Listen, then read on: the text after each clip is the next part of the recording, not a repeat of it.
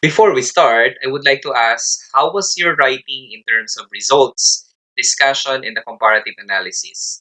I'm sure it was a meaningful experience, but beyond that, I think it was fulfilling because you're already doing some comparative task and analysis based on the things that you have done in the previous parts of writing this research. Because right now, you are almost done.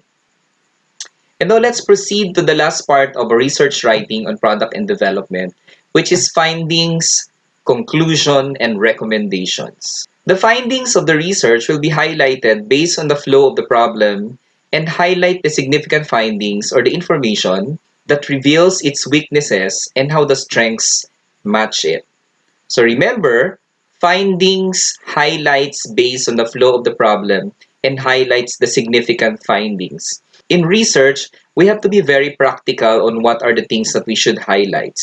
If it's something that the users of the products can benefit on, then it has to be discussed. If you want to talk about findings on environmental safety, then it's something that is worth discussing on.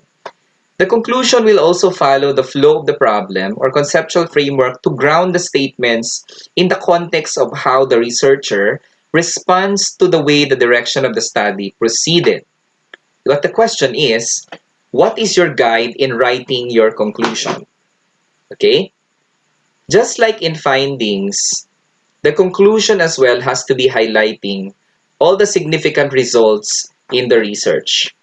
But make sure that you are guided by the problems or the objectives that you have made in the beginning of the research. You cannot go wrong with making your conclusion if you follow the flow of your objectives in doing this research. If your first objective is to test whether the material has lesser chances of getting rust, then that should be the first discussion. You should be able to align your conclusion based on the order of your objectives and discuss it based on its sequence. The recommendation should be strategically discussed as it should deliberately capture the limitations of the study and how it should be improved for its optimum outcome in the succeeding research. Of course, based on your attempts and other tests made, for example, with the environment, the cost, and other components of simulation, modeling, and evaluation, you will be able to come up with recommendations of the product that you want to innovate or produce. So this means that you're going to recommend specific practices in the process of completing your innovation or your product.